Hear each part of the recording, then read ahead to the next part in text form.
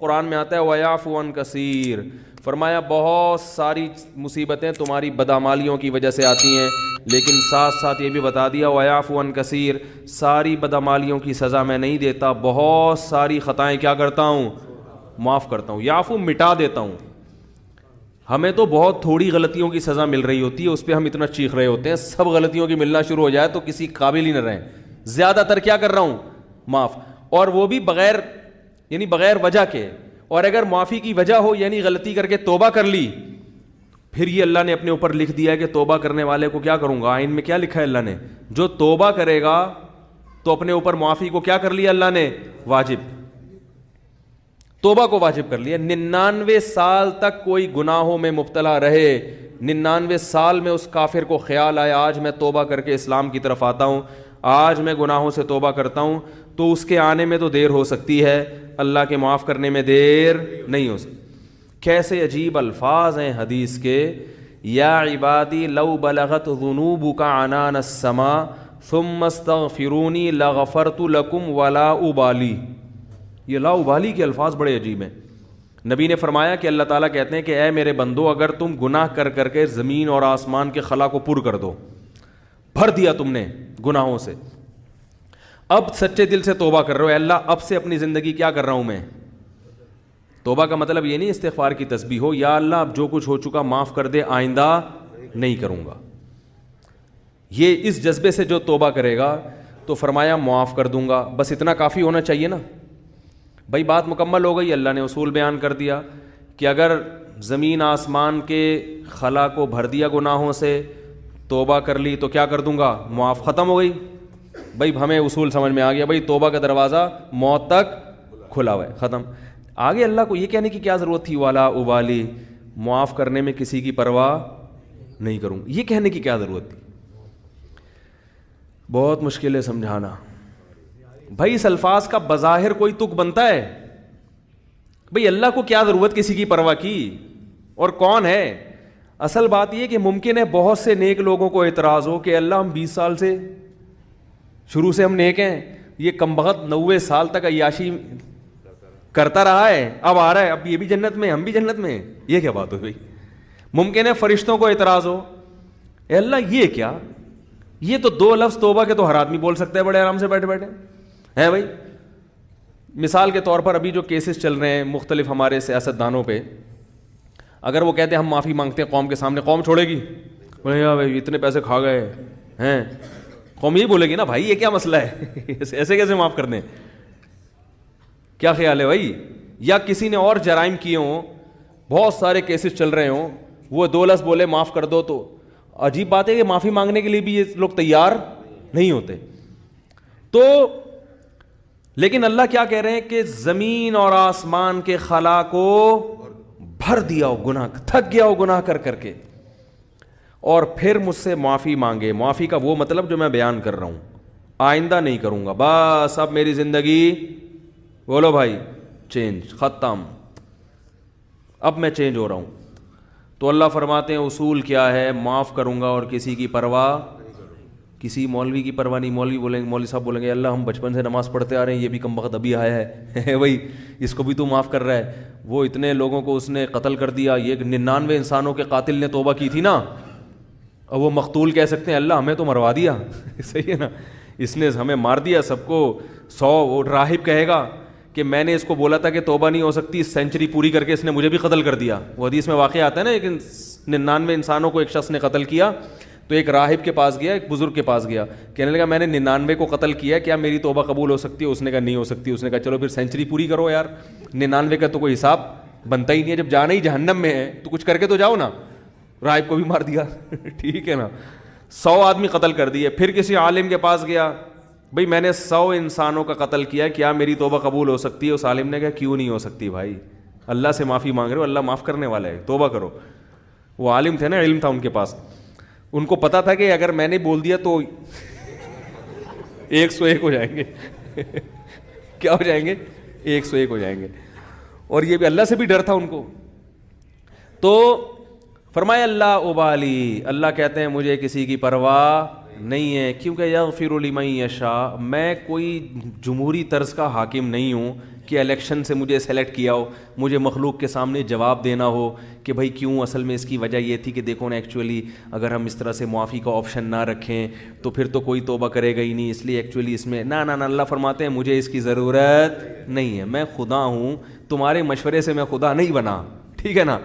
تو میں نے شروع میں لکھ دیا تھا کہ میری رحمت میرے غصے پہ غالب. یہ تمہاری اسمبلی نہیں ہے کہ ہر تھوڑے دن میں آئین چینج ہو رہا ہے. 73 کے آئین کے تناظر میں کچھ اور تھا اور 75 کے آئین کے تناظر میں, تو یہ اسمبلی تھوڑی ہے.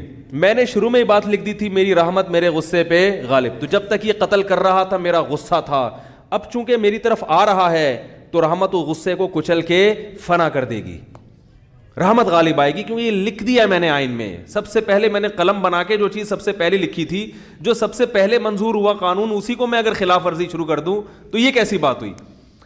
تو لا ابالی, کسی کی پرواہ نہیں کروں. تو لیکن یاد رکھو توبہ کا دروازہ تو کھلا ہوا ہے, لیکن توبہ کی توفیق بسا اوقات سلب ہو جاتی ہے گناہ کر کر کے. توبہ میں تاخیر نہ کیا کرو اس چکر میں کہ ہم بھی جب 99 کے ہو جائیں گے تو ہم بھی توبہ کر لیں گے, کیونکہ 99 تک پہنچنے کا یقین نہیں ہے, کچھ پتہ نہیں کب موت آ جائے. اور دوسری بات یہ کہ ضروری نہیں کہ ہمیشہ توبہ کا جذبہ بھی پیدا ہو. ابھی اگر جذبہ ہے, یہ جذبہ ضروری نہیں کہ برقرار رہے. لوگ ایمان کے ڈاکے دار بیٹھے ہوئے ہیں جو آپ کا ایمان سلب کر لیں گے, آپ کو توبہ کی اہمیت ہی دل سے ختم ہو جائے گی. بعض دفعہ دل گناہوں میں اتنا مست ہو جاتا ہے کہ انسان توبہ کا تصور ہی, تبھی بوڑھوں میں توبہ کا ریشو کم ہوتا ہے, جوانوں میں زیادہ ہوتا ہے. یقین نہ آئے تو دیکھ لو سروے کر کے, بوڑھے لوگ اسلام کم قبول کرتے ہیں, جوانوں میں اسلام قبول کرنے کا ریشو زیادہ ہے. حالانکہ جوانی میں جو غیر مسلم اسلام لا رہا ہے اس کی عیاشیاں چھوٹ رہی ہیں. کیا خیال ہے؟ بوڑھے کے لیے تو اسلام آسان ہے نا بھائی, جو کفر کی حالت میں آپ نے عیاشیاں کی, بڑھاپے میں تو اب وہ عیاشیاں نہیں ہو سکتی. اب اسلام لانے میں کیا جا رہا ہے, صرف کلمہ پڑھو, پھر بھی نہیں پڑھتے ہو. بڑھاپے میں اسلام لانا آسان ہے مگر اسلام لانے کا ریشو کم ہے. اس سے پتہ چلتا ہے دیکھنے میں آسان ہے, حقیقت میں آسان نہیں ہے, کیونکہ قوت فیصلہ ختم ہو جاتی ہے. جوانی میں عیاشی آسان ہے مگر توبہ بھی بظاہر مشکل ہے, مگر حقیقت میں کیا ہے, آسان. اس کی ایک سائنٹیفک لاجک بھی ہے. وہ لاجک یہ ہے کہ انسان جب جوان ہوتا ہے تو گناہ کی طرف جیسے اس کی رغبت بہت زیادہ ہوتی ہے, اس کی بریکیں بھی اسی حساب سے مضبوط ہوتی ہیں. دیکھو نئی گاڑی کا ایکسیلیٹر جیسے تیز ہوگا نا, بریکیں بھی کیا ہوں گی, کیا ہو گیا بھائی, نئی گاڑی کا ایکسیلیٹر ایسا ہوتا ہے کہ ادھر اشارہ کیا, پاؤں رکھا اور زوں کر کے بھاگی, تو بریک بھی ذرا سی آپ اشارہ چاہیے بریک کو, ایک دم ٹھا کر کے رکے گی. کیا خیال ہے, الٹ جائے گی مگر چلے گی نہیں آگے. اعصاب مضبوط ہوتے ہیں انسان کے جوانی میں. جیسے رغبت ہو رہی ہے نا گناہ کی طرف, تو اگر وہ برداشت کر کے بچنا چاہے گا ایسے ہی بریکیں بھی کیا ہوں گی, بولو بھائی, مضبوط. اور پرانی گاڑی میں کیا ہوتا ہے, پورا ایکسیلیٹر پہ پاؤں رکھ کے کھڑے ہو جاؤ, پھر وہ ڈک ڈک ڈک کر کے چلے گی آگے, جس طرف آپ جانا چاہ رہے ہو ادھر جائے گی, سوچے گی پہلے جانا ہے کہ نہیں جانا ہے بھائی, جائے گی, ڈک ڈک ڈک ڈک ڈک آواز آئے گی, شور زیادہ مچائے گی, کام کم کرے گی. شور بہت مچائے گی, ہاں آوازیں آ رہی ہیں, آدمی کہے گا پتہ نہیں شاید میں نائٹ رائڈر میں بیٹھا ہوا ہوں. پھر وہ اتنی آرام سے پک اپ پکڑے گی, پھر جب آپ نے بریک لگائی 5-10 کو بھیڑتے ہوئے 25-30 تو بندے مارے گی آگے جا کے. میں نے ایک دفعہ پرانی گاڑی خریدی تو مجھے پہلے تجربہ نہیں تھا کہ کس طرح سے ٹوپیاں کرائی جاتی ہیں, تو وہ میں نے کہا چلو ہاتھ صاف کرنے کے لیے اچھی ہے. تو میں جب وہ ڈرائیور جو بیچ رہے تھے نا گاڑی, ان کے ساتھ سائڈ پہ بیٹھا, اچھا میں گاڑی چلانے کے لیے بیٹھا, میں نے کہا چیک کروں, تو ایکسیلیٹر کا یہی حال تھا جو میں نے آپ کو بتایا. انہوں نے زمین آسمان کے قلابیں ملا دیے گاڑی کی تعریف. یہ گاڑی 78 کرولا ہے, 78 کرولا جو ہے نا, ساری ٹیکسیوں میں یہی چل رہی ہے 78 کرولا, نام تھا بھائی 78 کرولا کا. ہم نے کہا چلو یار میں 75 کا ہوں تو 78 کی پھر بھی ہم سے تو نہیں ہے. تو ہم نے کہا ہاتھ صاف کرنے کے لیے اچھی ہے. اب ہم جب بیٹھے تو اس میں عجیب عجیب چیزیں آ رہی ہیں. تو میں نے جب سب سے زیادہ جب مجھے دھچکا لگا نا, بریک لگائی تو نہیں لگی. تو انہوں نے کہا اس کی بریک 3-4 دفعہ لگائیں گے تو لگے گی. 3-4 دفعہ لگائیں گے تو لگے گی. میں نے کہا کوئی بندہ سامنے آ گیا تو یہ گاڑی میں لکھ کے لگاؤں میں آگے کہ تیسری دفعہ میں لگے گی؟ بھائی آپ اتنا فاصلہ گاڑی سے رکھیں کہ تیسری دفعہ میں آپ یعنی ٹکر ہوئی تو آپ کی ذمہ. میں نے کہا آگے اس پہ کیا لگا دو, بورڈ لگا دو کہ بھائی یہ تیسری دفعہ میں لگے گی. میں نے کہا لے پکڑ بھائی اپنی گاڑی, یہ 78 کرو, ہم 75 کے اس سے اچھے ہیں, اللہ کا شکر ہے. کیا خیال ہے, ہم 75 کے اس سے, اللہ کا ہماری پھر بھی پہلی دفعہ میں لگ جاتی ہے بریک. تو انسان کی عمر, مقصد بوڑھوں کا مذاق اڑانا ہرگز نہیں ہے, لیکن ایک حقیقت ہے کہ جب انسان کی عمر زیادہ ہوتی ہے تو اس کی میں اندر خواہشات تو کم ہوتی ہیں, لیکن اگر کسی طرف اس کا دل مائل ہو گیا تو بریک نہیں لگی, اس میں اعصابی قوت نہیں ہوتی, وہ روک نہیں پائے گا اپنے آپ کو. اسی وجہ سے وہ اگر بد نظری جوانی میں نہیں چھوٹی تو بڑھاپے میں نہیں چھوٹتی. جوانی میں آپ کنجوس تھے تو بڑھاپے میں سخی نہیں ہو سکتے, یہ دماغ میں رکھو, ٹھیک ہے نا. جوانی میں آپ نے اچھے کام نہیں کیے تو بڑھاپے میں اب تیر نہیں مارو گے. یہ جو بوڑھے ہمیں مسجدوں میں نظر آتے ہیں یا اچھے کام کرتے ہوئے, یہ وہ ہوتے ہیں جنہوں نے جوانی اچھی گزاری ہوتی ہے. بڑھاپے میں فلمیں دیکھنے کا شوق بڑھتا ہے, یاد رکھو. بوڑھوں میں جو انٹرنیٹ پر بیہودہ فلمیں دیکھنے کا رجحان ہے وہ زیادہ ہے ان بوڑھوں میں جن کو جوانی میں یہ چسکے لگ چکے تھے. حالانکہ ان کو وہ لذت نہیں آتی, وہ مزہ نہیں آتا, مگر ان سے برداشت نہیں ہوتا. جس نے جوانی میں کنٹرول کر کے چھوڑ دی, بڑھاپا اچھا گزرے گا اس کا. تو بریک جو ہے نا, جیسے آپ کا ایکسیلیٹر تیز ہے تو بریکیں بھی ابھی کیا ہیں, مضبوط ہیں.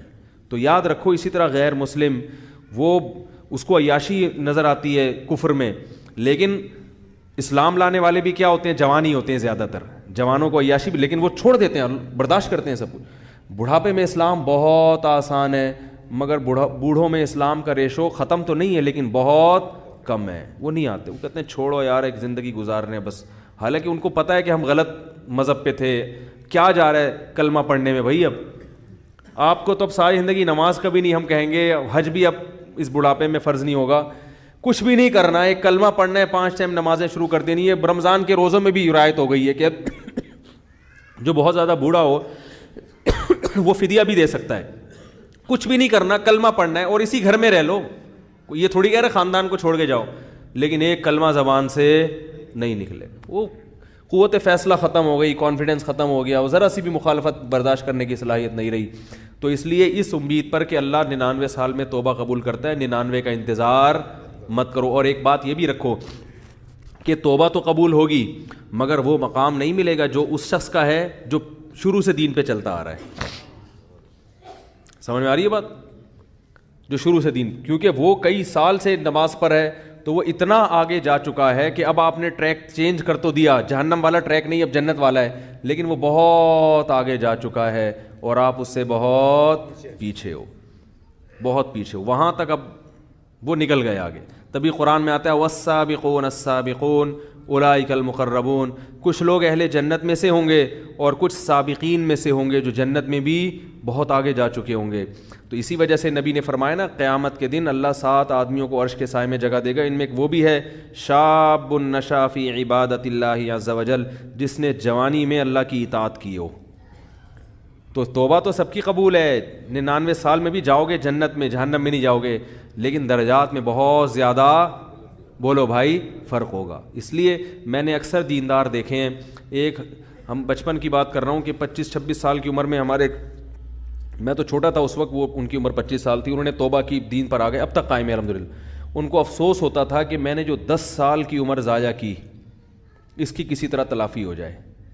صرف 10 سال ان کے ضائع ہوئے تھے, 15 سے لے کے 25 بالغ ہو جاتا ہے انسان 15 میں. اس 10 سال پہ ان کو کیا ہوتی تھی, ندامت. تو یہ سچی توبہ کی علامت ہوتی ہے کہ انسان کو پچھلے پر ندامت ہو کہ یار وہ ٹائم بھی نکل گیا ہاتھ سے, کہاں تک پہنچ چکے ہوتے. میں نے کہا یہ سچی توبہ کی علامت ہے. میں نے کہا اس کی تلافی اب یہ ہو سکتی ہے کہ جو 10 سال ایک نارمل آدمی جتنی عبادت کرتا ہے, آپ اگلے 10 میں اس سے ڈبل کر لو. کیا خیال ہے بھائی؟ یہی ہو سکتا ہے. جیسے گلوکار نے توبہ کی تھی نا, واقعہ میں اکثر سناتا ہوں, زندگی گانوں میں گزاری. تو ہمارے حضرت کے پاس آئے تھے, ان کا انتقال ہو گیا, تو انہوں نے حضرت سے کہا کہ میں نے زندگی گانوں میں گزاری, گانے گاتا رہا میں, اچھی آواز تھی میری, تو اب مجھے خیال ہوا کہ توبہ تو اللہ نے قبول کر لی, اب جنت کے ٹریک پر تو انشاءاللہ چل پڑے, لیکن پچھلی کی تلافی بھی ہونی چاہیے. تو میں نے 10-15 سال ضائع کیے. تو اب ان کے ذہن میں یہی آیا کہ یہ اچھی آواز میں تلاوت میں لگاؤں. اب کیا خیال ہے؟ تو اس طرح کے جو لوگ تلافی کرتے ہیں، اولئک یبدل اللہ سیئاتہم حسنات، قرآن کہتے ہیں اللہ ان کی گناہوں کو نیکیوں میں تبدیل کر دیتے، تو ان کی تلافی ہوتی ہے، یہ بھی اسی مقام تک پہنچ جاتے ہیں. تو پھر کچھ ایسا کرنا پڑتا ہے. نہیں تو چلو جنت میں مل گئی، بڑی بات ہے یار، 99 سال میں اتنی بدماشی اللہ معاف کر دے، وہ درجات نہ ملے، جنت چھوٹا سا کھانچا بھی مل گیا جنت کا، اور کیا، ایک آدھ حور بھی مل گئی، کیا خیال ہے؟ ایک آدھ حور بھی مل گئی تو بھی سستا سودا نہیں ہے، بہت اچھا سودا ہے یہ.